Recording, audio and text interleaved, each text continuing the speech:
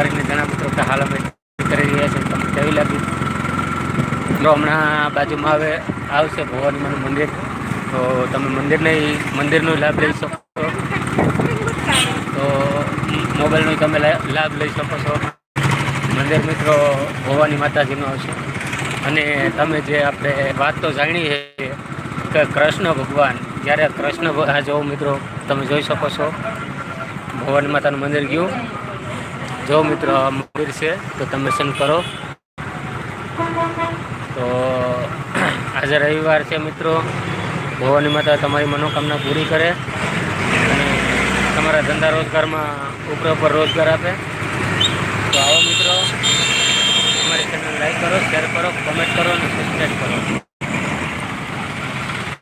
તો મિત્રો તમને વાત કરી રહ્યો છું કે જે કૃષ્ણ ભગવાન તે મળેલું છે એ સ્થાપના અહીંયા કરેલી છે।